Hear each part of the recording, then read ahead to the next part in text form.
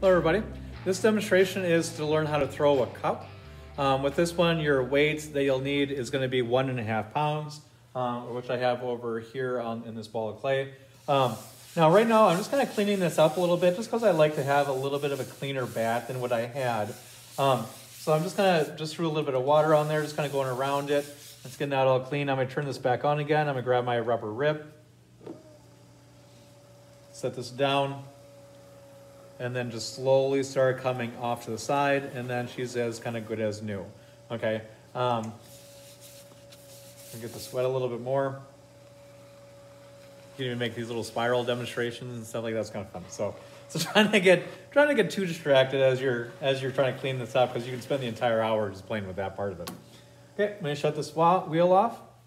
Remember, if this does slide, you got to make sure that this is nice and dry here. You also got to scrape along the bottom here. Try to protect the people around you. Throw that back down again, and she should stick. Okay, so I'm going to get this centered again. I'm not going to spend as much time as I did on the bowl on showing centering. I'm just going to kind of walk through it. So first up, push down so it's nice and attached. V-shape, both hands together, push in about 1 inch. Keep your hands still, so that's centering everything. Cry chop, get that bone right on top of that, push down just a little bit, and slide your hand down, pushing in the whole time, and getting this nice and centered. Again, if you really struggle with centering, watch that first video again. You'll skip ahead until you get the centering part, and hopefully that'll help, and then I'll also try to help you in class, okay? Okay, next step is to put your both hands together and one thumb in. So both hands together, right hand, find that center right here, push down. Okay, and I stop the wheel. Push this down, check it. Yep, it's good. So it's about 1/2 inch from the bottom. And 1/2 inch is a little on the thick side, but 1/4 inch is a little on the thin side, so it is kind of a little bit between there. Okay, next step is I'm going to do the same thing. Nothing's different yet. So I'm going to get my hands in here, 1 finger or 2 fingers or 3 or whatever. I'm going to pinch and then pull up. Speed the wheel just a tad bit. Again, I'm going to pinch. This clay is a little on the softer side, so I'm trying to be really careful not to pinch too hard.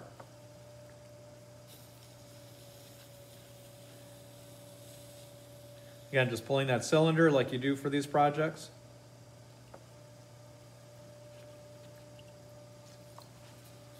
So I'm going to pinch again.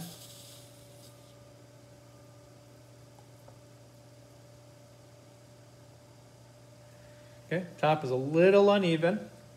I'm going to gently squeeze the side here, rest this trim, rest the needle tool against my thumb like I've showed you in the other video. Slowly go in, a little lower than you think you do, and just kind of lift up after you know you've gone through all the way. So big thing with that is just about patience. Okay, let's check the measurements.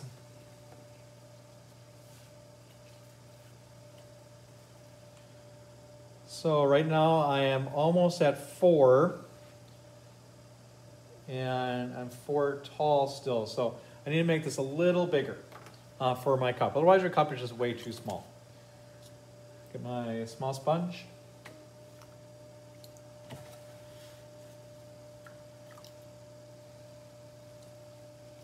So I'm gonna pinch, get all that clay there.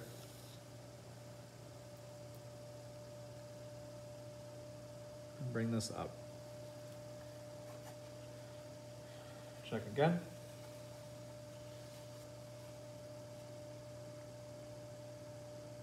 Okay, I'm at 4 now. And trying to get to 4.5, so I'm almost there.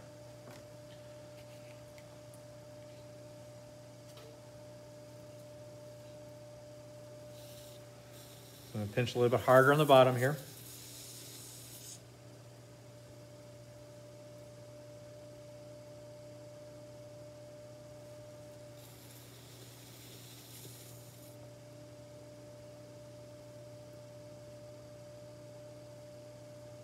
Okay, let me see that one.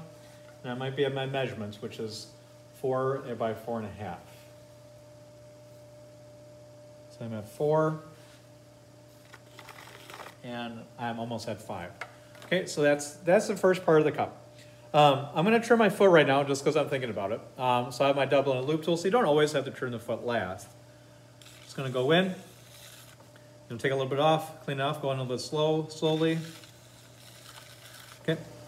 Now with the cup, you need to create this curve on top of here, so your handle, when you put your handle on, the handle goes up and then back down again like this.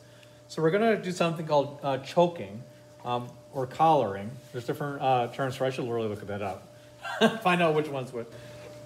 I'm going to take my hands. I'm going to go about an inch and a half down from the top, and I'm just going to take my fingers and I'm going to kind of squeeze them together, pretty lightly, and then bring my hands apart. Now you should notice now that I have this little bit of a curve here. I need to bring this out a little bit more. So I'm going to put my finger right inside that curve, kind of like you're trying to stop somebody from sneezing, and then make sure everything is nice and slippery, and then just kind of pull that lip out a little bit more to kind of define that. So now my handle can actually go on around. Now, again, this is your foot on the bottom. You have this other curve down here, and this time you can do this method where you take your fingers here. I mean, you can still choke the bottom if you really want to. When I'm coming across here, I'm gonna kind of squeeze my pinkies together, and I'm gonna let go. So I'm trying to define more of a curve here. Now I'm gonna take, like I did with my bowl, I'm gonna just push my pinky in, or I'm not sorry, my index finger in to create even more of a defined line. Because now I have a spot where my handle can come up and then go in and attach. Okay, I'm gonna clean this up here just a little bit. Help redefine that curve, or that foot just a little more with my fingernail. And then you have your cup. Okay, so again, the measurements on this one, I'm gonna double check because this is how you get your A.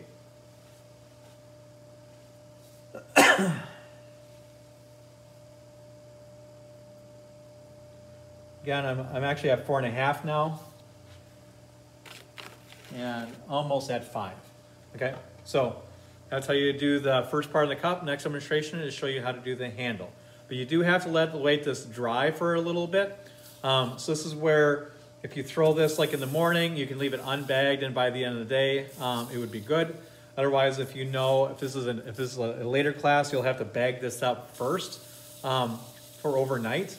And then very carefully, you put the bag on very carefully and leave a lot of air inside there. Try not to let the plastic touch this, otherwise it kind of damages a little bit. And then in the morning, you want to come back and just carefully take that bag off, and then by the time you have class at the end of the day, it should be good for you to put the handle on, okay? Other than that, again, get everything cleaned up, and watch this video a few times if you're struggling with it, and I will also try to help you in class. Thanks. Hello, everybody. I'm going to show you how to finish up your cup. So it is the next day right now. I'm going to pull the project out right here. Look to see how it is. So right now, I'm going to kind of put my finger on it and just gently move a little bit back and forth. I'm going to kind of adjust the angle so you can see everything I'm going to be doing right down here. So I have my wire tool, same thing that we use for our plates that you'll be seeing here in a little bit. And again, I just want to treat this as kind of like a dental floss. Kind of wrap it around my finger a little bit. I get my thumbs on top, and then I want to slide and pull this towards myself. And then that cuts this right off of your bat. Now, just like your plate, or just like your bowls, you do want to smooth this side out. This is still a little on the wet side, so I'm just going to, instead of using a tool, I'm going to use my finger to kind of go around on this and kind of clean it up. I'm also going to grab the sponge and some water. So I got my water, got my sponge. I'm going to lift this up, and I do want to take care of this foot because it'll be easier right now than when I have the handle on it. And just clean it up, make sure it's all smooth. So this is all finished and it's nice and clean. Now is also probably a good time to put my name on it because it's just easier at this point. So I'm going to flip this over, put down Butcher, and whatever year it is.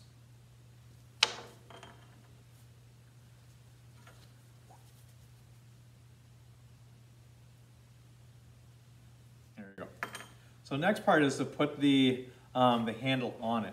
I do like to raise it up a little bit, so I'm going to grab a bucket. I do like to raise it up a little bit, so I'm going to grab a bucket right here. Take this, put this bat back on, so I can get to it a little bit easier, so it's right here. So if I'm sitting down, you know, kind of same thing, you can grab even like your bucket, you know, you could probably use, or you can grab one of the ones that are above the sink behind me. So I have this all set. I have a piece of clay here that grabbed out of the recycle bin, and now we put a handle on it. So I'm going to take this clay, and this is probably about, I don't know, probably like a golf ball sized piece of clay, is I'm going to roll a coil. When we get into our coil building project, you might have already have done it depending on when we do this project, we do hand roll these. So I'm just putting my hand on over top of it, going across. Remember, if it does flatten out, you can take this and twist it, and then re-roll it, and it does kind of take care of that flatness. So I'm trying to decide right now in terms of how thick I want this handle to be. It's going to be extremely fragile until after you glaze it. You'll be able to pick it up after you fire it the first time, which is your bisque firing.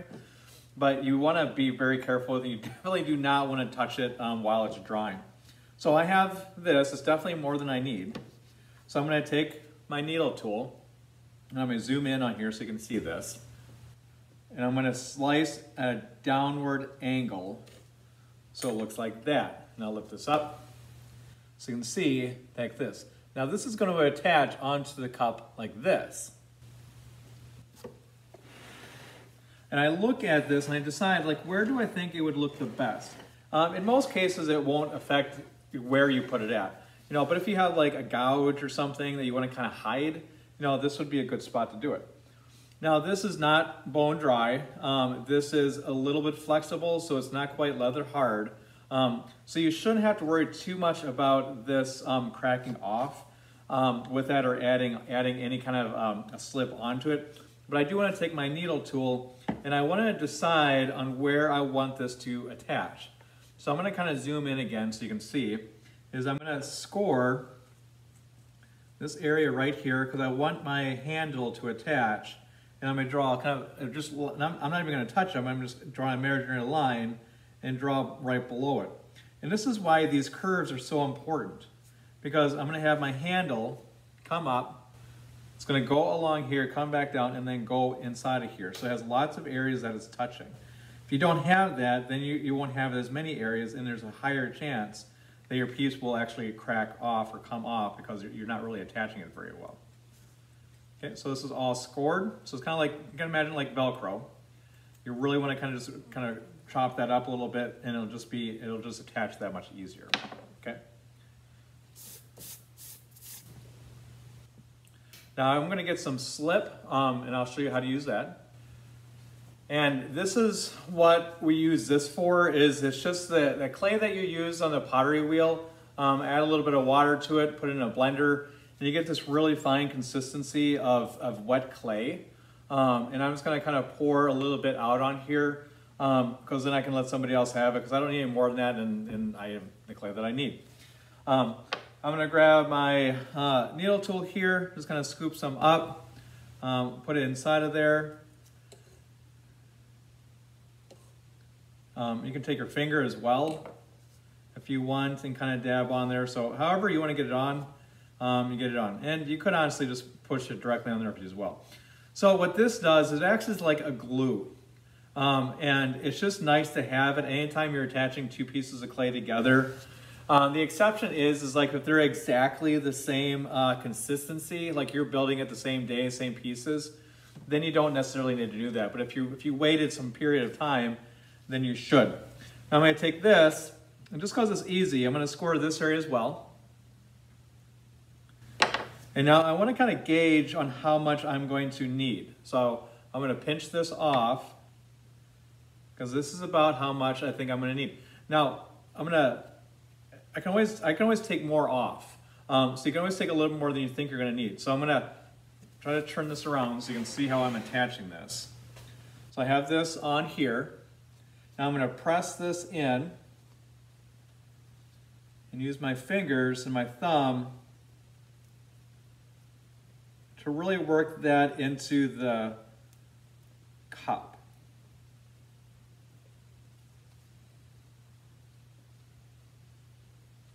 Now, if your clay is still, if your clay on there here in terms of your cup is still too wet, we do have something called a heat gun. This is what this is. And you can use this to dry this down a little bit. This is located underneath our chop saw and our drill press. You can get it out, hook it up, and then you just kind of, put it on the whole thing, kind of moving around as you're kind of doing it, and it does dry that off pretty well. So if you do have that situation, there is a fix. So working this clay in on this side.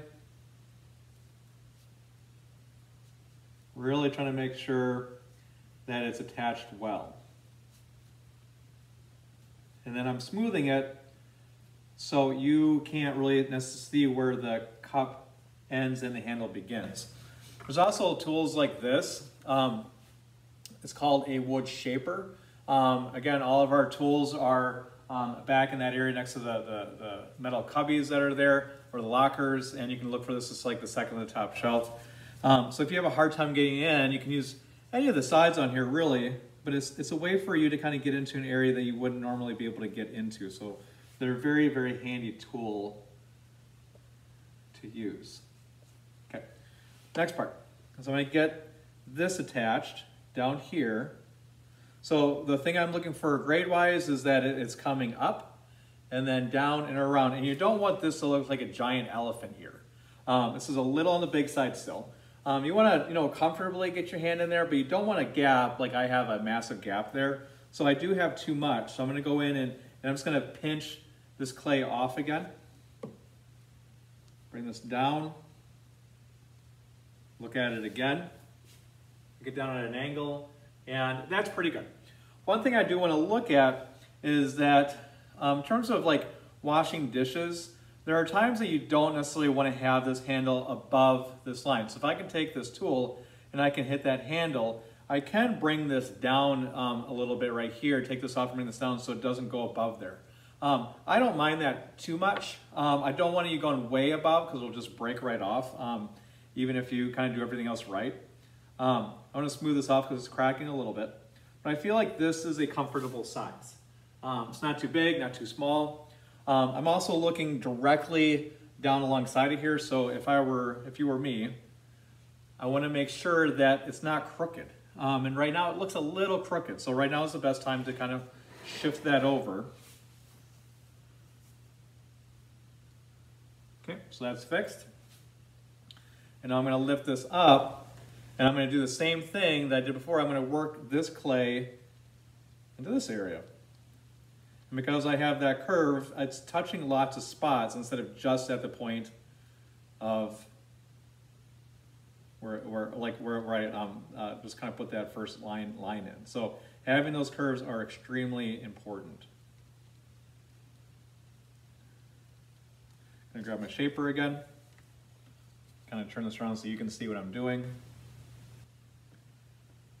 Just really working this into the clay. And then this will not pop off, because unfortunately some of you guys, when you do this, you'll do this, but then the next day you'll see and it actually cracked off because you didn't work it in good enough.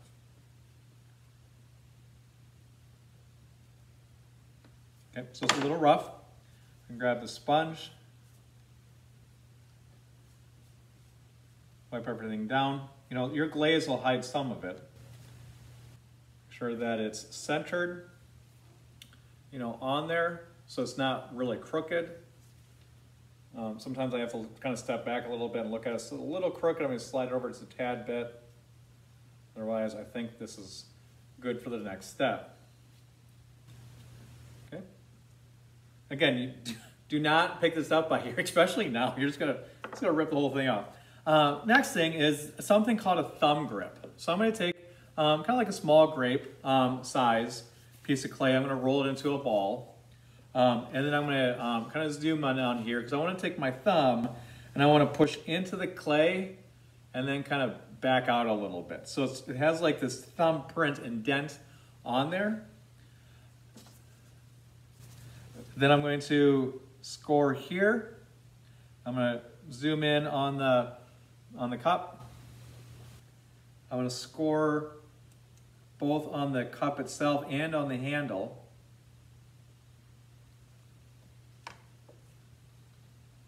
So hopefully you can see that. Maybe I can hold the sponge so you can see it as I kind of work on it. So I scored this, scored that. Grab some of my slip right here.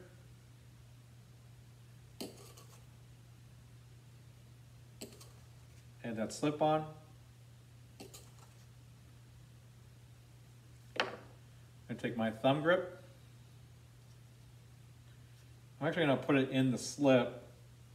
So I have the slip, so I have it on there, and then I'm going to attach this on. Take the sponge off here, and attaching it is just basically kind of just sitting it there, because that slip will act as that glue, and this isn't holding any weight this first time around.